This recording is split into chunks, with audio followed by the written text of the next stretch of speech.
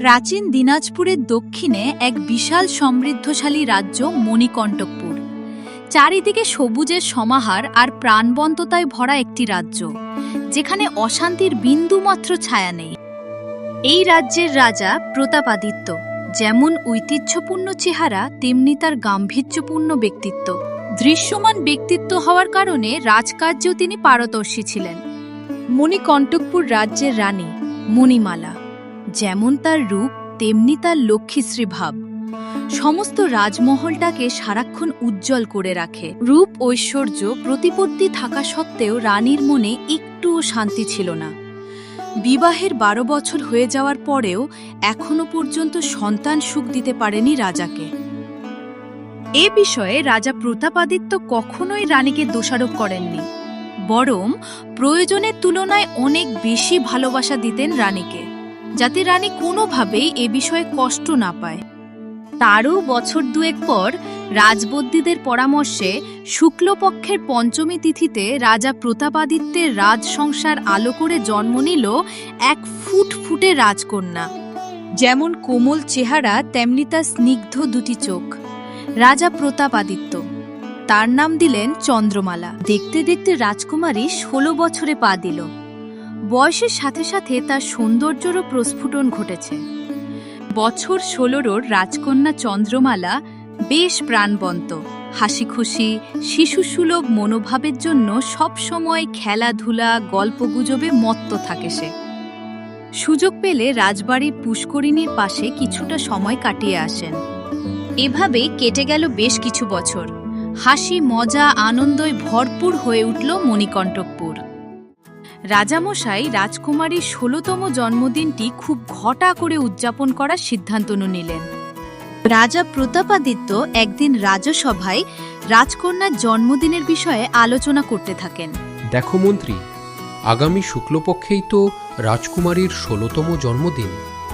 হাতে তো আর মাত্র 2 দিন আছে। তোমরা একটু দেখে নিও যেন কোনো ত্রুটি না থাকে। হ্যাঁ রাজামশাই, আপনি কোনো চিন্তা করবেন না, সব কিছুই সুন্দর মতো সম্পন্ন হবে। তাহলে কাল থেকেই যোগাড়যন্ত্র শুরু করো দাও, হাতে বেশি সময় নেই। কথা মতোই পরদিন থেকে ঝাড়া মোছা থেকে শুরু করে জন্মদিনের সব কাজকর্ম শুরু হয়ে গেল। দেখতে দেখতে রাজকুমারী 16তম জন্মদিনের দিনটি চলে এলো। বহু রাজ্য থেকে সুন্দরী সুন্দরী পরীরা এলেন রাজকুমারীকে আশীর্বাদ করার জন্য। আমি তোমাকে আশীর্বাদ করলাম, তোমার ভবিষ্যৎ খুব উজ্জ্বল হোক। বিনয় তার জন্য তুমি পরিচিত হবে সর্বত্র। একে একে সবাই আশীর্বাদ করার পর এলেন পরিকালিকা। স্বভাবে বেশ হিংসুটে প্রকৃতির ছিলেন তিনি। রাজকুমারী চন্দ্রমালার রূপ দেখে তিনি হিংসায় জর্জরিত হয়ে পড়েন। আমি তোমাকে আশীর্বাদ করলাম, তোমার 16তম জন্মদিনের দিন সূর্য অস্ত যাওয়ার পর তুমি গভীর নিদ্রায় শায়িত হয়ে পড়বে। তুমি শুধু নও, এই রাজ্যের সবাই গভীর ঘুমে আচ্ছন্ন হয়ে পড়বে, যতদিন না পর্যন্ত কোনো কোমল হৃদয়ের কোনো বালক এসে তোমাকে স্পর্শ করে। সেই মুহূর্তের জন্য সবাই একটু ভয় পেলেও জন্মদিনের আনন্দের মধ্যে সবাই এই আশীর্বাদের কথা বেমালুম ভুলে যায়। কিছুক্ষণ পর সূর্য অস্ত গেলে সবাই যখন খাওয়া দাওয়া করে চলে যায়, তারপর রাজকুমারী ঘরে আসে বিশ্রাম নেওয়ার জন্য। সেই সময় হঠাৎ রাজকুমারীর শরীর অসুস্থ বোধ হয়। সন্ধে নেমে আসা মাত্রই রাজকুমারী সহ রাজের সবাই গভীর ঘুমে আচ্ছন্ন হয়ে পড়ে। সত্যি সত্যি কালিকার আশীর্বাদ খেটে যায়। তারপর থেকে মণিকণ্টকপুর রাজ্য ঘুমন্ত অবস্থাতেই পড়ে থাকে। এইভাবেই কেটে যায় বেশ কিছু বছর। সেই প্রাণছল রাজ্যটি প্রায় পরিত্যক্ত অবস্থায় পড়ে থাকে। বেশ কয়েক বছর পর একদিন প্রতাপগড় রাজ্যে রাজকুমার লক্ষ্মীনদর জঙ্গলে আসে শিকারের উদ্দেশ্যে। বেশ কিছুটা জঙ্গলের গভীরে এসে তিনি বেশ ক্লান্ত হয়ে পড়েন। বেশ ক্লান্ত লাগছে শরীরটা, একটু বিশ্রাম করতে পারলে ভালো হতো। দেখি আর একটু এগিয়ে গিয়ে কোনো আশ্রয় পাই কিনা। তারপর আবার লক্ষ্মীনদর এগিয়ে যায় জঙ্গলের দিকে। অনেকক্ষণ যাওয়ার পর সে এসে হাজির হয় মণিকণ্টকপুরের সেই ঘুমন্ত রাজপ্রাসাদের সামনে। এত গভীর জঙ্গলের মধ্যে একটা রাজবাড়ি, দেখে তো বেশ পুরনো মনে হচ্ছে। কাউকে তো কোথাও দেখতে পাচ্ছি না। কেমন যেন চারিদিকটা চুপচাপ। যাই, ভেতরে গিয়ে দেখি কেউ আছে কি না। এমনিতেও আমার তো বেশ ক্লান্ত লাগছে শরীরটা এখন। এই বলে রাজকুমার লক্ষ্মীনদর কৌতূহল নিয়ে ভেতরে ঢুকল।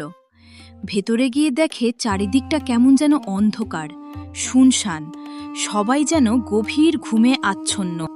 একটা ঘরে টিমটিম করে আলো জ্বলছে, সেখানে কে যেন ঘুমিয়ে আছে। রাজকুমার ভেতরে গিয়ে দেখলেন সেখানে অপরূপ সুন্দরী এক কন্যা শুয়ে আছে। তার রূপের সৌন্দর্যে রাজকুমার মুগ্ধ হয়ে গেলেন। বাহ, কি অপূর্ব সুন্দরী! দেখেই চোখ জুড়িয়ে যাচ্ছে। এত সুন্দর একটা কন্যাকে একটু ছুঁয়ে দেখতে ইচ্ছে করছে খুব।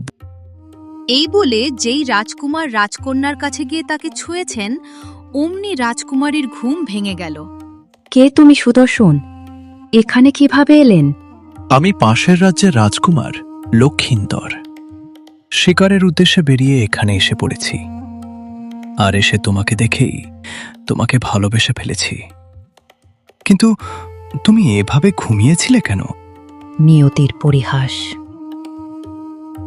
আমার ১৬তম জন্মদিনের দিন এক পরীর অভিশাপের কারণে আমার এই নিদ্রা। কিছু মনে না করলে একটা কথা বলি, তুমি কি আমাকে বিয়ে করবে? তোমার স্পর্শে আমি অভিশাপ মুক্ত হয়েছি। সত্যি, মন থেকে ভালো তুমি। আমি তোমার প্রস্তাব গ্রহণ করলাম। তারপর খুব ঘটা করে রাজকুমারী চন্দ্রমালা আর লক্ষ্মীনদরের বিবাহ সম্পন্ন হলো।